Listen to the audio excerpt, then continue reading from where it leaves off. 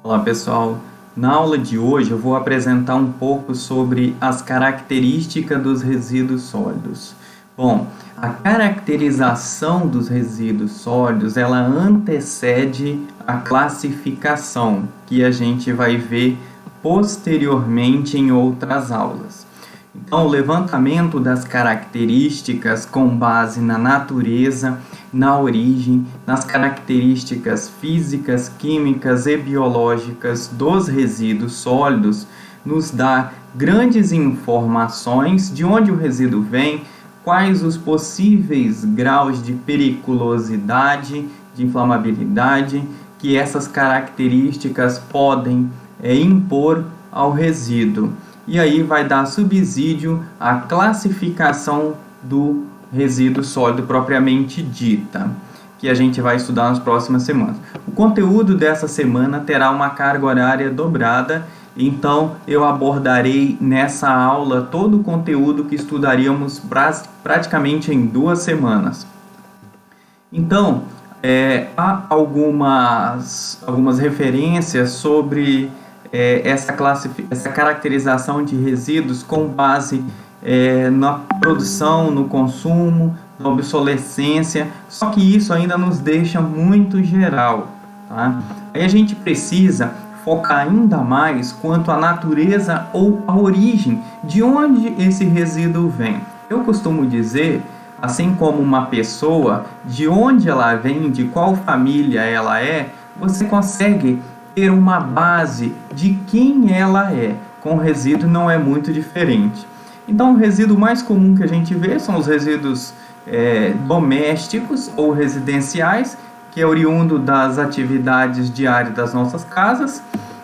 Um outro resíduo também é o resíduo comercial. O resíduo, muitas vezes, do comércio ele é diferente do resíduo doméstico, por causa da peculiaridade do horário em que as pessoas frequentam esse estabelecimento. E nós temos aqui algumas classificações quanto ao tamanho do gerador. Pequeno gerador, até 120 litros. Grande gerador, que gera a partir desse limite.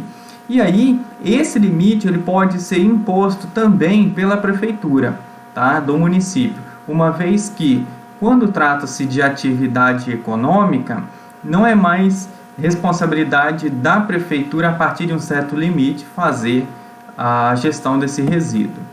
Nós temos aí resíduo de serviço público, que é oriundo basicamente da varrição e geração de folhas, terra, areia, isso dentro da faixa de rodagem das ruas, dos pátios também, que a prefeitura tem que gerir. Esses resíduos muitas vezes vão para compostagem ou outros locais para não gerar bastante espaço em aterro sanitário. Alguns resíduos domiciliares especial, como por exemplo o resíduo de entulho de obras, a gente vai ver mais para frente na parte de construção de aterros sanitários. Há uma norma específica para a construção de aterro para entulho, que são os resíduos inertes, né? Esses resíduos eles apresentam alta densidade, então quando misturado aos resíduos sólidos urbanos, eles apresentam aí cerca de 50% de toda a massa gerada. A composição básica desse entulho segue representado nessa tabela aqui embaixo. Um outro também bastante específico, bastante especial quanto à gestão são os de pilhas e baterias. A gente tem que dar uma destinação adequada, embora seja um resíduo com baixa geração nas nossas casas, mas quando a gente fala em empresa, uma empresa muito grande, ela tem que ter a destinação correta desses resíduos. São resíduos perigosos, agora eu estou falando de classe, tá?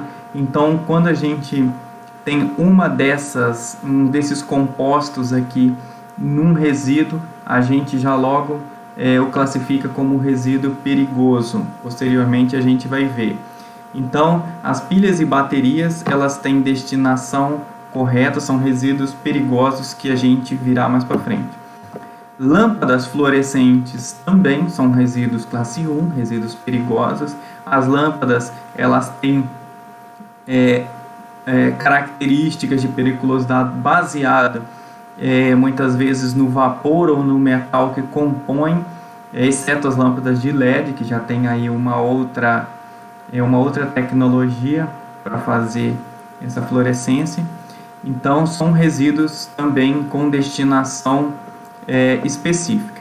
Resíduos de pneus, não é interessante nenhum esses resíduos irem para aterros sanitários, senão eles provocam ocos e dá instabilidade no aterro. Então, é interessante ter uma reciclagem da borracha desses pneus. Então, resíduo de fontes especiais, o resíduo industrial. Resíduo industrial muitas vezes tem um aterro específico para ele, porque gera bastante resíduo. Como assim resíduo industrial? Às vezes uma certa atividade pode gerar muito cal, pode gerar teores de terra misturado com algum produto químico, enfim, um pouco de óleo também. Então é característica de algum tipo de indústria. Então muitas vezes abre-se uma célula de um aterro sanitário para colocar esses resíduos que são oriundos de uma atividade industrial. O resíduo radioativo, ele é controlado ali pela Comissão Nacional de Energia Nuclear, o CNEM. É interessante afirmar que os aterros sanitários, a maioria deles, não estão, digamos assim, não estão adequados e licenciados para receber resíduos radioativos, né, porque são resíduos bastante perigosos. Então, na entrada de um aterro sanitário, muitas vezes tem um contador de Geiger para medir a intensidade desses níveis de radiação dentro das caixas ou então nos caminhões. É importante destacar também que, uma vez detectado altos níveis de radiação, o caminhão tem que voltar e não entrar para o aterro sanitário, se não tiver licenciado, obviamente. Resíduos de portos, aeroportos e terminais ferroviários são resíduos que têm alto poder de transmissão de doenças, às vezes erradicados no país. Então tem um caminhão específico com uma licença específica para transportar resíduos que vão entrar, que vão sair de portos e aeroportos. Então é uma gestão bem diferenciada desse tipo de resíduo. Resíduo agrícola, a gente tem aí basicamente as embalagens de agrotóxicos, né, e de produtos químicos, de veterinários, etc., que podem sair do setor agrícola. Então, já sabendo de onde ele vem, muitas vezes a gente já pode classificar ele. Resíduos de serviço de saúde, que nós temos uma NBR específica para os classificados. Então, são classes, basicamente, classe A, classe B, classe C, e nós veremos mais detalhadamente na próxima aula, que será só sobre resíduos de serviço de saúde e civil. Quanto às características físicas, de acordo ali com a NBR 10.004, eles podem ser classificados como geração per capita. Nós já vimos na aula anterior, né, o quanto de resíduo que cada cidadão pode gerar por dia. É interessante destacar que quanto maior a cidade, maior é a taxa de resíduo gerado por dia, por pessoa. Como eu já disse aí, quanto à composição gravimétrica também do resíduo, é preciso saber para a gente fazer uma gestão mais detalhada. O peso específico aparente de cada tipo de resíduo. A gente tem que entender um pouco de peso específico, porque é necessário para calcular o volume da célula do aterro sanitário e o volume que cada caminhão consegue transportar. E esses valores são utilizados nos cálculos posteriormente. Teor de umidade, e esse teor ele vai variar em função de dias com chuva ou sem chuva, no momento da coleta. A taxa de compressividade, é importante destacar que uma característica muito importante para os resíduos, uma vez que a gente compacta ele no caminhão e depois lá na célula do aterro sanitário. Basicamente uma pressão de 4 kg por centímetro quadrado, que é aplicado ali essa pressão para se comprimir o resíduo lá no caminhão e para ele reduzir de 1/3 a 1/4 seu volume original. E isso resíduo sólido urbano. Quanto às características químicas, a gente vê aí o poder calorífico, é importante conhecer, porque quando a gente trabalha com incineração de alguns tipos de resíduo, essa característica ela é importante para que se haja um consumo maior possível da matéria orgânica ou do que se deseja degradar. Potencial hidrogeniônico, basicamente, situa-se na faixa de 5 ou 7, dependendo aqui da idade desse resíduo também. A composição química, nós temos teores de cinza, matéria orgânica, carbono, nitrogênio, potássio, cálcio, entre outros mais, e vai depender do tipo de resíduo, de onde ele vem e qual a idade dele também. A relação CN é importante principalmente para a compostagem. Teremos uma aula específica sobre compostagem e essa relação ela é muito importante para a gente conseguir degradar o carbono presente ali, transformar ele, na verdade, né, degradar a matéria orgânica, transformar o carbono presente ali com base na quantidade de nitrogênio necessária.